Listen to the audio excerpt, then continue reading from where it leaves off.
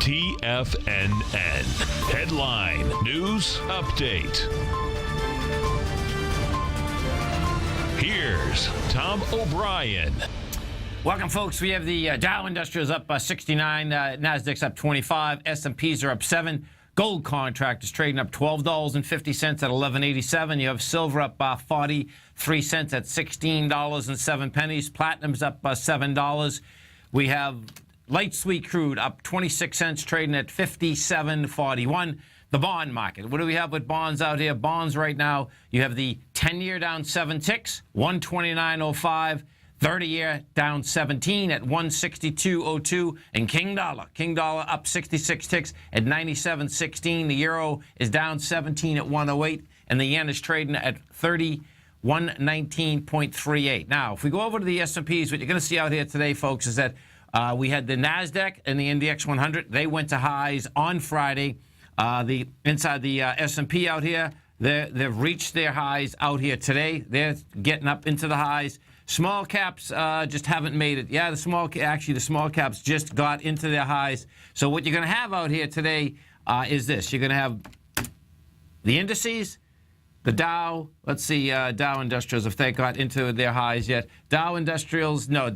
So the divergence of the Dow hasn't made the high yet. Bottom line is that you had the S&P make the high, the NASDAQ, the NDX 100. What is happening after the close out here today is that Apple's going to be coming out with earnings.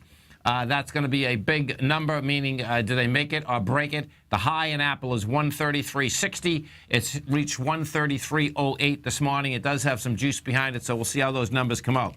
Now, one of the biggest changes, well, here, gold next. Let's go to gold. We take a look at gold. This is what you have happening with gold out here this morning. The gold market rejected lower price again on Friday. Had volume in the move, though, however. Okay, so the bottom line is that gold, you know, we're back inside a higher range. Once you got back inside 1183.50, you're in the higher range. We're at 1188.60. That is saying gold's going to make the run for the top of the range again, which is the 1224. The GLD is in an ABC structure on the way up. It was a complex ABC structure, yet an ABC structure. When the GLD did come down on Friday, the GLD still had lighter volume than it was going into. It had 7 million shares versus 12 million. Now, that means metals want higher price. We go over to silver. We take a look at silver for a second, because silver has some action underneath it now.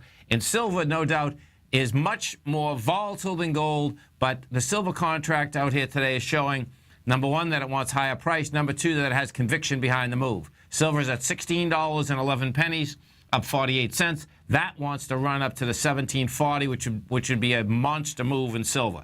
Now, bonds. Let's go to the bond market. It looks to me that we do have a change of trend in bonds. And today is going to give a huge amount of information. This is what it is. If you take a look at the 10-year bond, 10-year bond today got to 129.18. We've done 355,000 contracts thus far. The 10-year bond is rejecting higher price. When it had come down on the 23rd, it had come down with 1.1 million contracts. That saying now it rejected that area. You're going to go to the bottom of the range. And how we hit that bottom of the range is going to say, are bonds on a change of trend? You know, the bond market has been on a tear topside for 30 years. You know, we'll see how that shakes out. I suspect short-term bottom line is that bonds do want lower price, higher yield. Now, and it's going to be related to King Dollar. King Dollar, folks, is the number.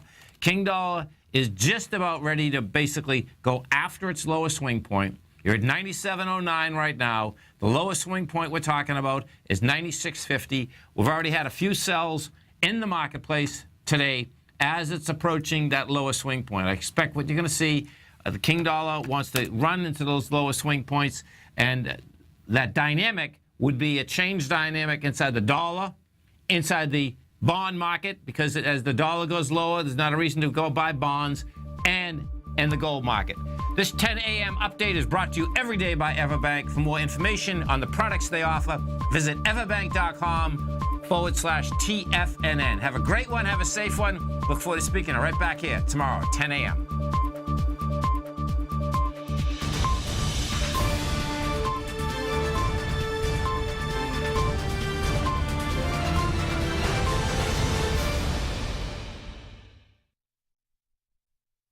If you're like me, you see the world's emerging nations as a very real opportunity, as these countries and their economies are developing right before our eyes.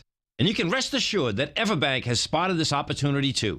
In fact, they just recently unveiled the new 5-year market-safe Future Economy CD. This is a CD that could really deliver, but you only have until May 7th to take advantage.